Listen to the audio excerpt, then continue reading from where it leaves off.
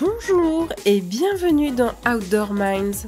Le risque, c'est un danger éventuel, plus ou moins prévisible, qui peut causer un dommage. Nous n'avons pas tous la même tolérance au risque. Certains en ont une aversion profonde, d'autres s'y exposent avec délice. Je suis Armelle Solélac, serial entrepreneuse, investisseuse et double tour du mondiste.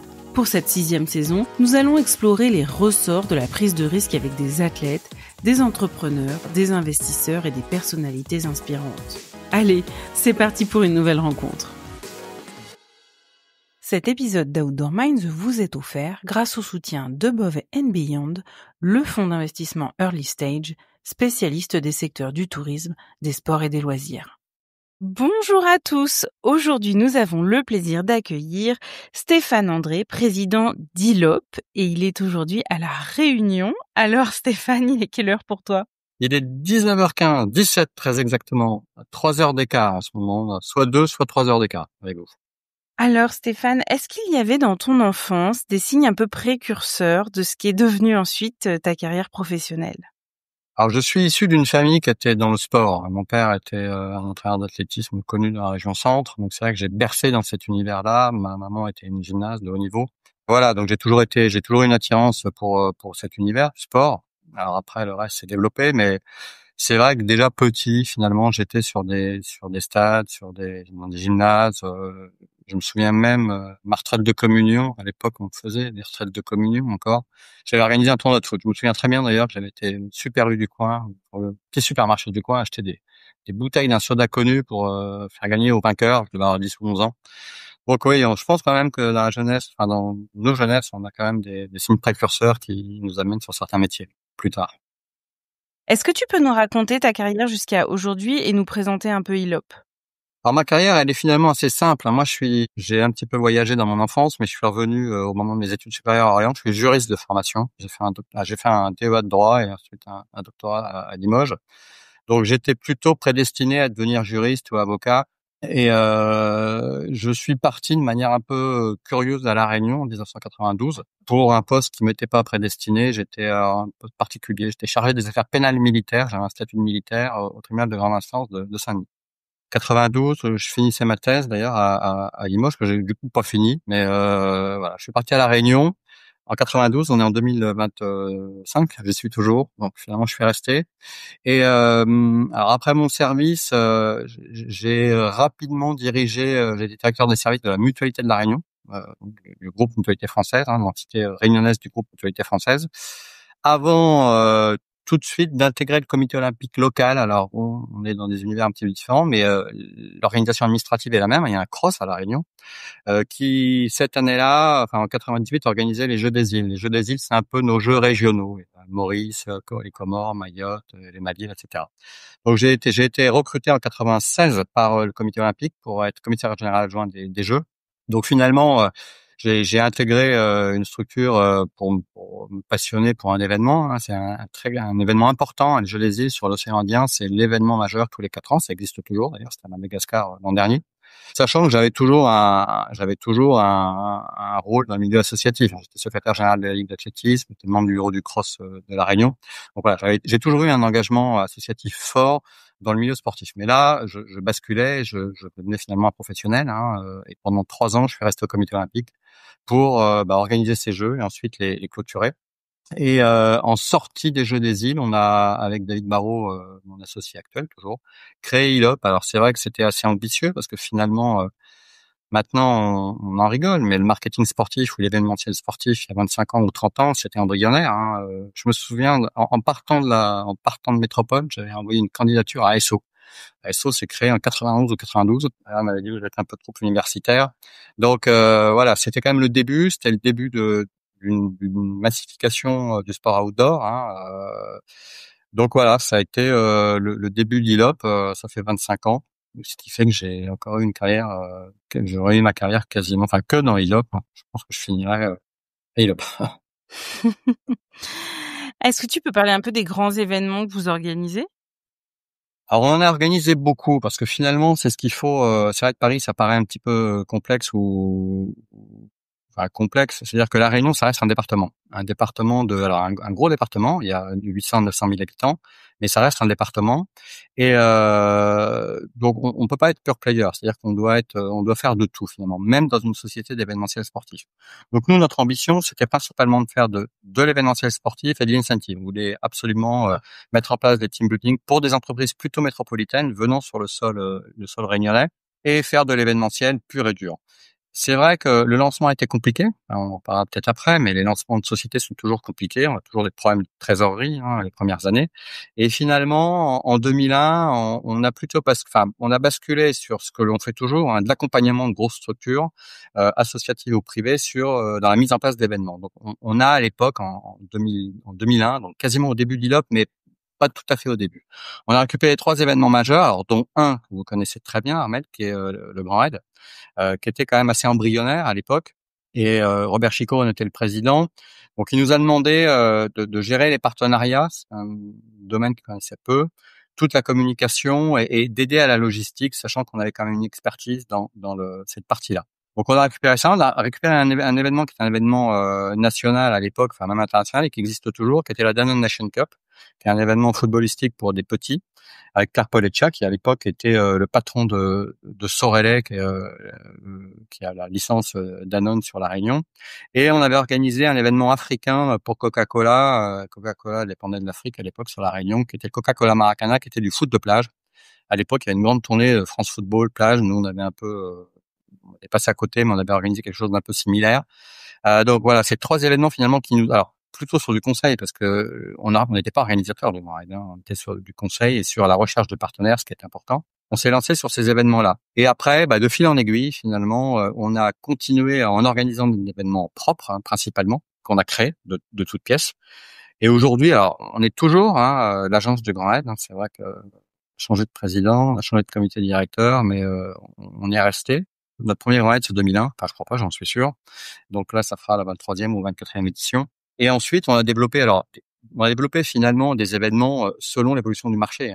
On est loin, mais on a quand même une sorte on est quand même imprégné par ce qui se passe en Europe, en France, en Europe et dans le monde. Donc, on a eu une période très glisse. On a fait beaucoup de glisse urbaine, de skate, de roller, de BMX. On a lancé beaucoup d'événements localement.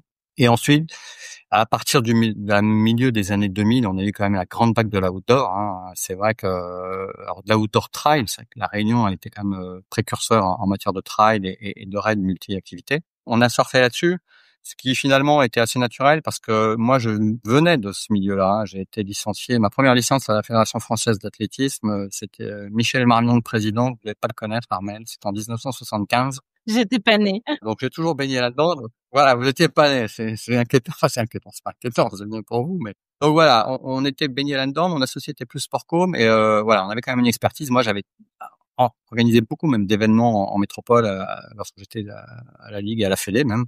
Important. Donc, on a multiplié les événements outdoor. Alors, à La Réunion, avec beaucoup de trail, le trail des Anglais, l'Arc-en-Ciel, l'Ultramarathon des Cirques, le Randonnée SFR, qui était un événement SFR qui se déroulait en métropole, mais qu'on déclinait localement. On a aussi exploré d'autres îles. On a longtemps été à Mayotte, où on organisait le Maorais, qui était dans un premier temps un multi-activité. Alors assez étonnant, il y avait de la pirogue, il y avait de la course de pneus. C'est un peu le sport national à Mayotte. On parle beaucoup de Mayotte aujourd'hui, malheureusement. On a été d'ailleurs, pour la petite anecdote, le Maorais m'avait été transmis. C'est un événement qui est organisé par Jeunesse et Sport. Jeunesse et Sport organisait à l'époque des événements. C'est plus le cas, c'est moins le cas. Et c'était Thierry Vigneron qui pilotait ça. Thierry Vigneron, c'était le dernier commande du monde avant Bubka, et qui était même médaillé de bronze aux Jeux dans les Jeux. Je crois que c'était ceux de Los Angeles. Et donc il était là-bas en poste et nous l'a laissé. Donc on a organisé ça en multi-activité. Ensuite, on en a fait un trail, c'est une sorte d'ultra. Enfin, c'était un ultra qui traversait Mayotte de nord au sud. On a été aussi à Madagascar. On a organisé l'Orange Mada Aventure. Voilà, donc on a quand même fait beaucoup à Maurice aussi. On a organisé à Tropicana. Voilà. Donc on a, je crois qu'à notre actif, je calculais il y a pas très très longtemps, je pense que depuis l'ouverture d'ILOP, on a dû organiser à peu près 200 événements outdoor, trail, raid multi ou raid multi-activité, ou course à obstacles avec la Tropicana. Alors justement, pour toi qui es, à la fois chef d'entreprise et organisateur d'événements, a fortiori d'événements outdoor, c'est quoi pour toi le risque? Comment est-ce que tu le définirais? Le risque, quand vous êtes organisateur, effectivement, sur ce type d'événement, il est compliqué. Le risque, c'est l'imprévisible à prévoir. Donc, sur des territoires comme les tropiques, c'est vrai que l'aléa climatique reste un risque important que l'on doit anticiper, mais c'est pas évident. Je pense que vous avez les mêmes problématiques en métropole. Enfin, je sais que vous êtes un bassin, des Alpes, hein. C'est compliqué. La montagne, c'est compliqué, hein. Mais c'est vrai que sous les tropiques, ça reste le risque à appréhender le plus compliqué. Après, il y a beaucoup de risques. Quand vous êtes chef d'entreprise, finalement, les risques, il y a des risques qui sont inhérents à votre activité. Finalement, qu'on arrive aussi à anticiper. Nous, depuis 25 ans, les techniques ont évolué, hein, les techniques météo ont évolué. On arrive à mieux appréhender tout cela. Reste qu'elles existent, elles sont prenantes. Nous, il y a pas si longtemps, il y a 3 ans, on a eu un gros souci, si j'ose dire, sur un trail qu'on a fait avec une montée extrêmement rapide des eaux, alors qu'on avait des ouvreurs qui nous avaient validé 1 heure et demie avant un départ des passages de ravine sur d'ailleurs un passage que connaissent beaucoup de gens, c'est le Sentier des Anglais. Alors c'est le trail des Anglais, mais qui le Grand Raid emprunte en fait, voilà, le Sentier des Anglais, vous l'avez peut-être fait, qui relie la Possession au Colorado et ensuite il y a une descente vers la Redoute qui est le stade d'arrivée du Grand Raid. Et donc on a une montée des eaux. Oui. Juste pour nos auditeurs, c'est celui qui te flingue les genoux ou en tout cas ce qui te reste de genoux et de chevilles quand tu fais la Voilà, diagonale c'est des pas fous. forcément la partie de plaisir de la diagonale, surtout qu'on est redescendu au niveau de la mer et on remonte vers le Colorado sur un sentier qui est un sentier un peu romain, alors, qui a été construit par les Anglais. Voilà, c'est compliqué. Donc on a une montée des eaux et c'est vrai que finalement on était sur des avis de forte pluie, mais on avait mesuré le risque et il nous semblait que voilà, pour nous on avait donné le départ. Donc voilà, ce genre de choses est compliqué à gérer, compliqué à appréhender. Mais j'allais dire, ça fait partie du métier. Ça fait partie du métier d'un organisateur. On doit l'appréhender, l'intégrer, anticiper aussi les solutions de repli. Enfin voilà. Après, vous avez des risques quand vous êtes chef d'entreprise qui sont plus complexes, hein. Alors, on en a eu un bon exemple avec la pandémie, hein, avec le Covid, hein, qui est un risque, alors qui a mis à mal d'ailleurs beaucoup de sociétés, qui était imprévisible, hein, extrêmement imprévisible. Et ensuite, alors je le dis parce que c'est quand même actuel, on a des risques sur l'environnement économique général. Lorsque vous êtes chef d'entreprise à La Réunion, mais je pense que c'est aussi à l'identique en métropole, que vous avez un budget qui n'est pas voté et des lois sociales ou des règlements sociaux qui ne sont pas adoptés, en l'espèce pour La Réunion, ce qu'on appelle la LODEOM renforcée, c'est-à-dire, je vais faire simple, des exos de charges patronales sur vos salariés. C'est vrai que c'est un risque que vous ne maîtrisez pas. Finalement, vous avez une situation macroéconomique ou budgétaire qui va vous être imposée, mais qui peut finalement mettre à mal votre activité et votre modèle économique, hein. Sur cet exemple-là, j'allais dire l'ère Barnier, une LODEOM renforcée applicable à La Réunion qui aurait été enlevée, c'était 30% des entreprises du secteur touristique qui auraient mis la clé sous la porte. Donc, la difficulté pour un chef d'entreprise, elle est là. Finalement, accepter un risque qui est inhérent à son activité, finalement, on est chef d'entreprise aussi pour ça. C'est un peu d'adrénaline et on essaie de faire en sorte de le maîtriser au mieux. En revanche, ne pas maîtriser certains risques, alors, une pandémie, j'allais dire, c'est de la faute à personne, enfin, même si on pourrait y revenir. Mais c'est vrai que des situations budgétaires ou des situations fiscales qui ne sont pas déterminées à moyen terme, c'est toujours compliqué pour un chef d'entreprise. Et toi, comment tu le vis ce risque? Est-ce que c'est quelque chose qui t'excite ou est-ce qu'au contraire ça te paralyse? M'exciter, ça serait un grand terme. Me paralyser, non. Je pense que les chefs d'entreprise qui sont paralysés par du risque, je pense que faut qu'ils fassent un autre métier. Enfin, voilà. Je pense que c'est aussi un moteur. Le risque, c'est un moteur pour un chef d'entreprise. Pour un chef d'entreprise qui organise des événements, quel qu'il soit d'ailleurs, hein, c'est même un moteur fort. Parce que finalement, lorsqu'on met en place un événement, il y a toujours du risque. Dans un événement, il y a toujours beaucoup de risques possibles. Il y a le fait que ça ne marche pas, que l'offre qu'on va proposer, l'événement qu'on va proposer soit pas en adéquation avec le marché. Nous, je pense qu'on a eu des idées d'événements qui étaient extraordinaires, mais finalement, on n'était pas en phase avec le marché et ça n'a pas fonctionné. L'ultra trail aujourd'hui fonctionne bien, mais finalement, vous auriez parlé de ça dans les années 85 à des gens qui étaient des marathoniens. ils vous auraient pris pour un fou, aller courir dans la montagne des 150, 160, 200 kilomètres. Donc voilà, je pense qu'à un moment, on doit innover. L'innovation, risque et innovation sont finalement un couple qui vont ensemble. Et après, on l'intègre, ça marche pas. On peut aussi finalement risquer sur un premier événement en se disant ça va pas marcher et on anticipe une montée en charge sur 3 ans. Alors voilà, nous en tout cas, ça nous paralyse pas, comme ne nous paralyse pas le fait que ça ne marche pas. Je pense que c'est une palissade. On a tendance à penser qu'en France, effectivement, on est un peu limité par ça. Mais je pense qu'aujourd'hui, les chefs d'entreprise français, en tout cas dans l'événementiel, savent que des événements peuvent ne pas marcher. C'est pas pour ça que ça les paralyse. Ça fait partie du truc. Moi, j'ai monté beaucoup d'événements qui n'ont pas marché, pour quelques-uns qui ont marché. À un moment, il y a une alchimie qui se fait. L'alchimie, c'est la rencontre d'un marché, d'une demande, d'une attente et d'une offre par un organisateur. Je donne l'exemple des courses à obstacles. Je trouve que c'est aussi un bon exemple récent. Moi, je parlais il y a pas très longtemps lors du Grand Raid au général des Fazoï qui me disaient mais c'est vrai que c'est quand même fou que ces courses à obstacles fonctionnent. Finalement, nous, quand on faisait faire des parcours du combattant aux conscrits, ils détestaient ça. Maintenant, les gens payent pour venir faire des courses à obstacles. Et donc, il y a eu alors même si, comme tout produit, finalement, je crois qu'en métropole, ça a tendance à un petit peu baisser. Enfin, l'attraction et la demande est moins forte. Mais on a eu à un moment, voilà, la rencontre d'une demande et d'une offre à l'identique pour les courses de couleurs. Hein.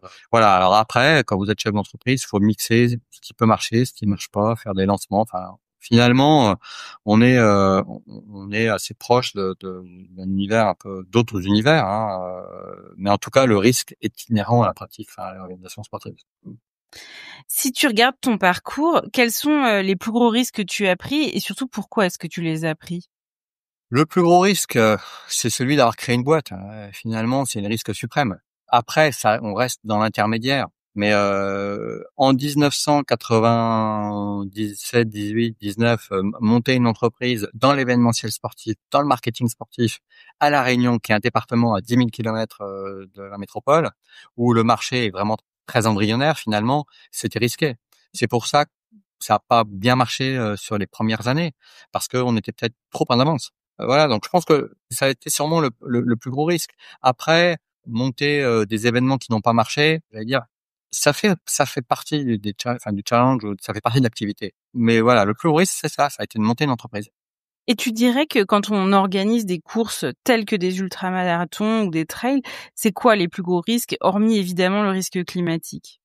Le risque pour un organisateur aujourd'hui, ça a beaucoup, enfin sur la outdoor, à notre niveau, ça a beaucoup évolué. C'est-à-dire que le risque, ça a été la massification. C'est-à-dire qu'au début, on organisait des épreuves en montagne pour 100, 200, 300 personnes. Donc, on avait finalement autant de bénévoles que de concurrents. On appréhendait bien les territoires. On n'était pas sur de l'ultra. Aujourd'hui, on met quand même, enfin, Armel, vous connaissez bien La Réunion, c'est quand même, c'est extraordinaire, mais c'est très compliqué. Enfin, je veux dire, c'est difficile d'accès et on met 4, 5, 6, 7 000 personnes sur des sentiers. Donc finalement, aujourd'hui, le risque, au-delà des aspects climatiques, hein, qui peuvent après effectivement entrer en jeu, c'est de mettre autant de monde sur des sentiers. Mais c'est vrai finalement sur des marathons aussi, hein, et autant de monde qui parfois ont une pratique assez limitée. Alors tous les organisateurs ont renforcé les critères d'admission sur les courses avec voilà, on demande des points, on demande tout un tas de choses. Mais on a quand même beaucoup de jeunes trailers, de jeunes coureurs, de jeunes pratiquants. Et la montagne, ça reste un milieu très compliqué. Enfin, moi, je suis pas un montagnard, voilà, d'origine, mais c'est vrai que c'est un milieu extrêmement compliqué. Et aujourd'hui, finalement, dans l'ultra trail, enfin dans le trail en général ou dans les raids outdoor, c'est vrai que le risque majeur, c'est finalement de faire confiance à des gens qui vont s'inscrire sur vos épreuves sans avoir une connaissance parfaite des risques encourus. On n'est pas à l'abri d'une crise cardiaque, n'importe qui peut le faire, même un type entraîné. Mais je pourrais écrire des livres de gens que j'ai vus arriver sur des départs alors qu'ils avaient monté à 2005, 3000 mètres, enfin une tenue complètement déliante, voilà. Et ça, c'est le pendant de la popularisation des sports outdoor. Ça a été de faire venir beaucoup de monde et je pense que c'est bien. Je pense aussi que ça a été bien d'ouvrir ces disciplines et de pas les réserver à une élite chamoniard, pyrénéenne, voilà, qui connaissaient parfaitement leur univers. Ça a permis au Quidam, au Sologno de Salbris de venir faire des trails et c'est super à La Réunion. Mais en revanche, c'est vrai que du coup, on a peut-être perdu de vue les enjeux, la difficulté, les risques que prennent ces gens-là. Et du coup, les risques qu'ils prennent, ils nous font courir, et ils nous font courir puissance 100, parce qu'on a avec les règles en plus administratives aujourd'hui, l'évolution des règlements de la Fédé, on a quand même une responsabilité qui est de plus en plus forte, hein. Et ça, je pense que c'est aussi un risque, peut-être le risque de demain. Moi, je le vivrai peut-être pas, parce que voilà, je suis plutôt sur la fin que sur le début. Mais le risque d'action en justice de la part de participants qui étaient nuls il y a 20 ans, quand vous aviez affaire à des gens qui étaient, alors je schématise un peu pour besoin de la cause, qui étaient voilà, des sportifs et des montagnards. Aujourd'hui, le type s'en fiche. À partir du moment où il considère qu'il n'a pas été, je sais pas, soigné à tel moment ou assez vite, même si c'est admis, voilà, il atteindra l'action en responsabilité contre vous. Et ça, c'est quand même un risque. Je pense que l'augmentation de règles venant de l'État, je critique pas l'État, hein, mais on a une réglementation qui devient de plus en plus complexe, qui peut être comprise, hein, mais qui devient de plus en plus complexe sur tout un tas de thématiques, hein, sur les thématiques de la sécurité, sur les thématiques de l'environnement, associées de l'autre côté à finalement des participants qui sont assez détachés de l'organisation, qui sont finalement des consommateurs. On est passé d'une adhésion à des projets, à des courses, à une consommation de courses. Alors, c'est pas péjoratif. Je dis pas ça de manière péjorative, parce que moi j'en ai vécu, et voilà, j'ai aucun souci avec ça. Et je pense que beaucoup d'organisateurs sont comme moi. Finalement, on a bénéficié de cet engouement pour vivre de notre passion. Je trouve ça super. Mais c'est vrai que ces deux mouvements cumulés, et qui grossissent finalement, hein, qui deviennent très prégnantes en fait dans l'organisation, font que il sera de plus en plus compliqué demain d'organiser. Alors j'espère qu'on n'aura plus que des mastodontes, qu'on n'aura pas que des mastodontes de l'organisation qui pourront organiser, et que le petit gars du coin qui a son club d'athlètes et qui organise un trail pourra toujours le faire malgré les plateformes réglementaires préfectorales, malgré tout un tas de choses qui n'existaient pas il y a 30 ans. Mais par contre, effectivement, les organisateurs devront prendre conscience de ces risques nouveaux. Si tu regardes une fois de plus ton parcours, quelle a été, selon toi, ta plus grosse erreur et qu'est-ce que tu en retiens? Alors, c'est difficile. Sur des événements purs, j'ai fait des choix. Alors, on peut considérer que certains choix sont des erreurs. Lorsque je donne le départ d'une course avec un lit de forte pluie, c'est peut-être une erreur, hein, je le conçois. Mais dans mon âme et conscience, j'ai décidé de prendre le départ, enfin, de faire prendre le départ au coureur. Mais après, d'un point de vue plus général par rapport à la notion d'entreprise, mes plus grosses erreurs ont été dans des recrutements. J'ai parfois recruté des personnes alors qui étaient peut-être compétentes, hein, mais pas compétentes dans ce que j'attendais. Et je pense que le recrutement dans l'événementiel, c'est quelque chose de très compliqué. Parce que finalement, j'allais dire, c'est pas parce qu'on a fait telle école qu'on a le sens de l'événementiel. Et sur un entretien de 15 minutes ou une demi-heure ou une heure, ou même en passant par des cabinets de recrutement, hein, nous on est passé parfois par des cabinets de recrutement, je trouve que c'est très complexe. Et finalement, moi j'ai fait des erreurs. J'ai fait des erreurs sur ça. Et ensuite, j'ai fait des erreurs, j'allais dire, d'anticipation de marché. Parfois, j'ai mal senti le marché et j'ai lancé des produits qui n'étaient pas du tout adaptés, voilà, qui n'étaient pas du tout adaptés, trop en avance, trop en retard. Voilà. Mais d'erreurs techniques, alors, on en fait tous, hein. Enfin, mais ça, j'allais dire, c'est pas des erreurs, on fait ses armes. On ne peut pas vérifier, je sais pas, enfin, je veux regarder n'importe quoi, qu'un fusible fonctionne alors qu'on va faire un événement, on arrive, il y a pas de fusible et on peut avoir une électricité. Enfin voilà, c'est des conneries que tout organisateur a vécu un jour ou l'autre au début. Mais c'est pas des erreurs finalement, c'est ce qu'on n'apprend pas à l'école. Enfin, alors, d'autant plus pour moi, j'ai fait du droit, donc on m'a pas du tout enseigné ce genre de choses. Mais voilà, en dehors de ça, je pense pas avoir fait trop d'erreurs. Alors, sachant que sur ILOP, on n'a pas parlé, on a effectivement toujours cette activité historique, alors qui est pilotée par Véronique Victoire, hein, qui était au comité olympique, hein, qui est depuis 20 ans chez moi. Mais on a une activité aujourd'hui qui est plutôt prédominante, qui est une activité de gestion de structure. C'est-à-dire qu'on gère 3 structures importantes sur l'île, 2 complètement sorties et une plutôt dans l'environnement. Enfin, c'est un jardin botanique avec une cinquantaine d'employés, donc c'est une petite TPE, enfin c'est une TPE, mais à l'échelon du loisir, ça reste quand même une entreprise assez importante. Donc on est dans des modèles économiques totalement différents, mais finalement les erreurs que j'ai commises sont les mêmes. C'était de pas recruter des gens, de recruter des gens que je pensais ayant le bon profil et qui n'ont pas eu le bon profil. Bon, Stéphane, t'as pas fait d'erreur, t'as fait des points d'expérience. C'est un peu différent finalement. Voilà. Alors, à contrario, est-ce que t'as des grandes satisfactions ou des grands accomplissements dont tu es particulièrement fier? Finalement, alors avec David Barrault, hein, mon associé, on est fiers d'avoir eu envie de mettre en place des événements et d'avoir réussi à les mettre en place. Alors c'est très con, mais quand on travaille sur un projet, je sais pas, qu'on va à Maurice sur une plage où il y a des bœufs, enfin voilà, et qu'on se dit tiens, on va faire une tropicadingue à Maurice, c'est compliqué d'organiser à Maurice, c'est très compliqué, surtout une course à obstacles. Et puis que 2 ans après, on a 2000 mecs au départ. Voilà, quand on décide sur le Grand Raid, pour X raisons, Robert Chicot, le président à l'époque, décide de partir de Saint-Philippe et décide de faire un départ à Saint-Pierre. On est un peu dans l'expectative et on fait un départ où finalement on passe de Saint-Philippe où il y avait quelques centaines de spectateurs à un départ où il y a 20 000 spectateurs à la première année. Oui, là on est satisfait, on se dit enfin merde, c'est quand même ça vaut le coup de se lever la nuit et de bosser sur des projets. On est en mode projet dans l'événementiel, à la différence de par exemple, vous savez, j'ai un golf.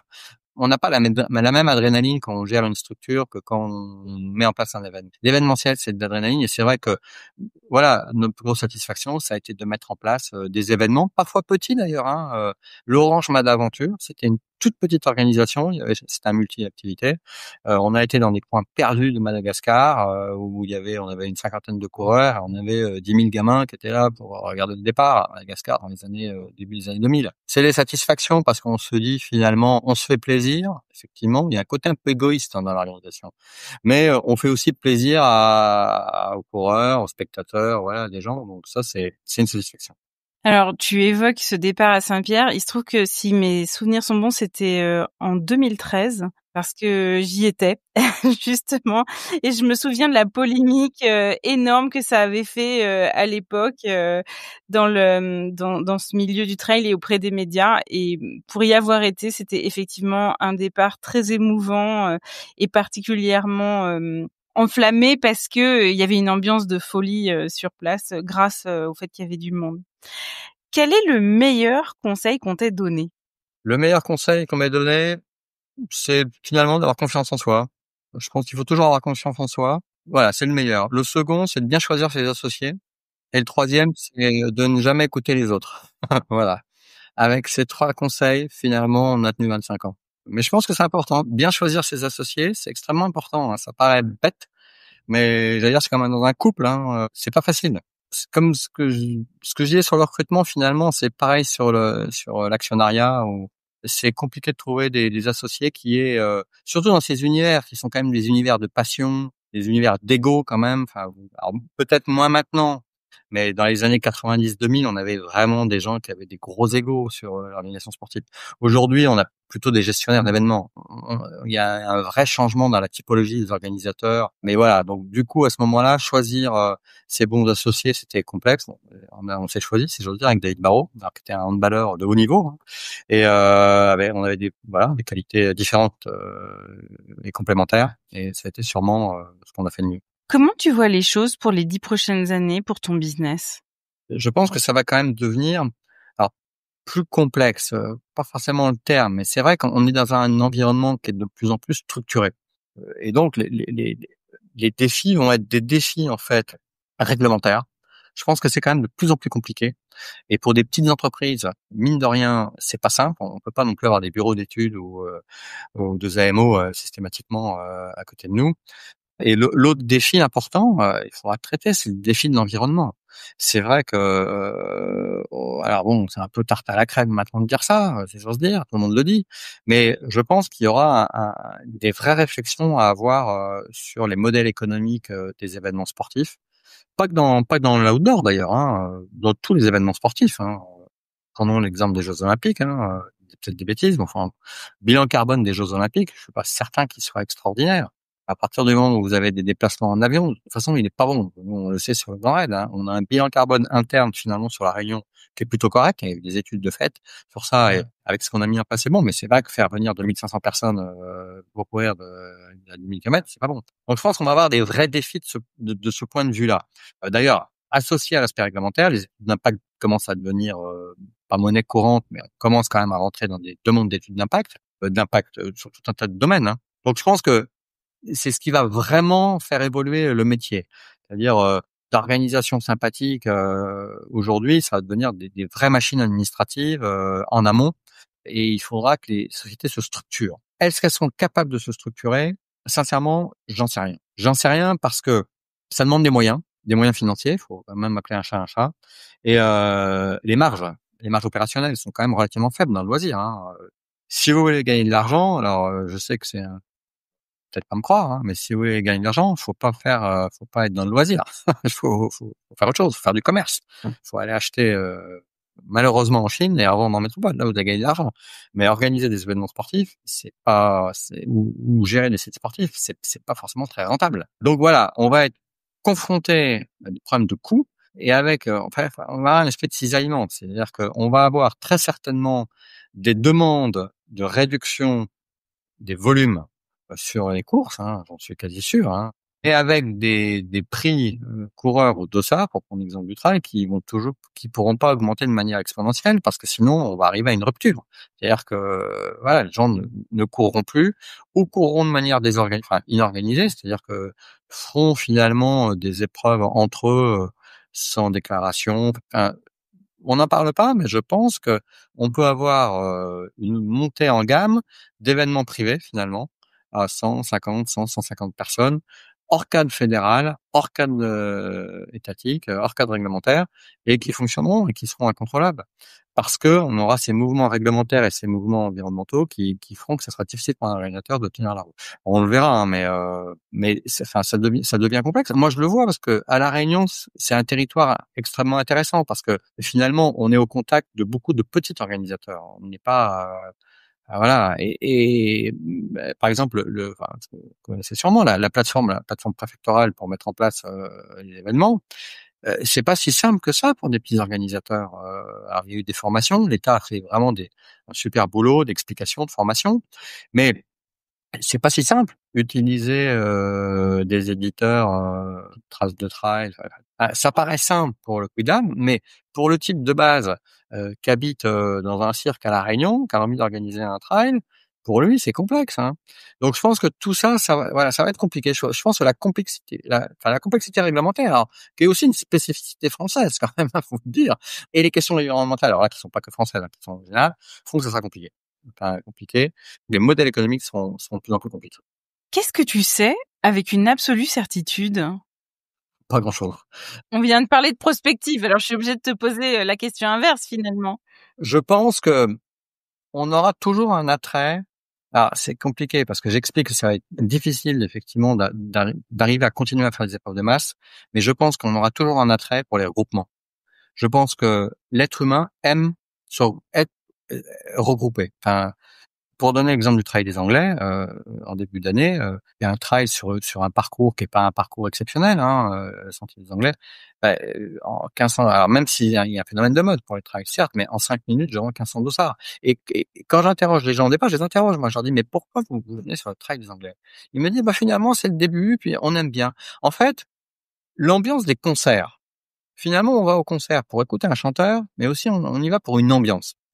Et je pense que ce qui restera et qui se développera, c'est que finalement, le sport, ça reste un univers où il y a encore une ambiance qui se crée. Il y a une ambiance sympathique, et dans un monde finalement où on est en concurrence, où on est c'est très compliqué, plutôt un monde égoïste, individuel, etc. Je pense que le sport continue d'être un univers où il y a de la solidarité, de l'entraide, et ça, je pense que ça restera. Et du coup, sur l'avenir, sur ça, c'est plutôt positif. Voilà, c'est ça. Je pense que ça restera. Je pense que le sport sera toujours quelque chose d'important dans une société, et dans la société française. En tout cas, dans la société française, je pense que elle s'est quand même construite dans une dimension où le sport était important. C'est vrai que finalement, le modèle économique qu'on a chez nous, alors qui était un modèle gratuit d'éducation populaire après la guerre, hein, et qui a fait qu'on a eu des premiers bataillons de gens qui aimaient le sport, qui a évolué dans quelque chose de plus, un certain consumérisme aujourd'hui, mais on aura toujours beaucoup de gens qui feront du sport, parce qu'il y a aussi des questions de santé, hein. On a quand même aussi cette taxe santé qui fait que la pratique se développe, et c'est bien. Donc je pense qu'on aura toujours le sport à l'avenir devant nous. La dernière question traditionnelle désormais, quelle est la question que je t'ai pas posée et que tu aurais aimé que je te pose? La question que j'ai pas posée, j'ai une fille, est-ce que elle aurait aimé reprendre ma société? Eh bien non. Pourquoi? Pourquoi? Je ne sais pas. Je sais pas, je sais pas. J'aurais aimé, c'est vrai qu'on a toujours finalement, on a toujours besoin de cette certaine filiation, je sais pas. Et puis, je pense que c'est un beau métier. Je pense que c'est un beau métier parce que c'est un métier de passion, l'organisation sportive ou le sport, enfin le milieu sportif, hein, ou les milieux de le loisir. Hein. J'étais à un concert il y a pas très longtemps avec quelqu'un qui avait 75 ans qui chantait. Je me dis, c'est des métiers quand même où les gens sont passionnés. Pour chanter à 75 ans, ils sont passionnés. Pour organiser des événements sportifs, hein, Armel, quand tu es peut-être plus que moi, qu'il y a plein d'organisateurs qui ont plus de 70, plus de 80 ans encore, hein. Enfin, j'en vois pas, moi. Donc, c'est vraiment des métiers de passion. Enfin, j'ai jamais entendu un organisateur sportif me dire, tiens, je vais prendre ma retraite. J'ai jamais entendu ça. Jamais. Jamais. Donc, on est dans des métiers de passion et finalement, voilà, j'aurais aimé qu'elle ait cette passion et qu'elle prenne la suite. Merci beaucoup Stéphane André, président d'ILOP, d'avoir été notre invité aujourd'hui. Voici les 4 points clés à retenir de cet épisode. Le premier, c'est que le risque, c'est l'imprévisible. Il peut être inhérent à une activité professionnelle, mais dans tous les cas, ça fait partie du métier et il faut l'intégrer. Le deuxième point, c'est les 3 punchlines de l'épisode. La première, c'est que le risque et l'innovation forment un couple qui va bien ensemble. La deuxième, c'est que l'alchimie en matière événementielle, c'est la rencontre d'un marché, d'une attente avec une offre en phase avec son temps. Et la troisième punchline, le plus grand risque en matière événementielle, c'est la massification. Le troisième point de cet épisode, c'est que le risque de demain, c'est une législation galopante couplée à une judiciarisation croissante de nos vies. C'est difficile à dire tout ça. Et enfin, le dernier point, c'est les 3 conseils de Stéphane André. Ayez confiance en vous, choisissez bien vos associés et n'écoutez pas trop les autres. Merci à tous d'avoir écouté Outdoor Minds. Cet épisode vous a plu? Je vous invite à le partager autour de vous et à me soutenir en mettant une note de 5 étoiles avec un commentaire sympa. Cela m'aidera beaucoup pour faire connaître ce podcast et mettre en lumière tous ces leaders qui le méritent. Vous voulez découvrir de nouvelles personnalités inspirantes? Alors je vous donne rendez-vous la semaine prochaine. À très vite sur Outdoor Minds.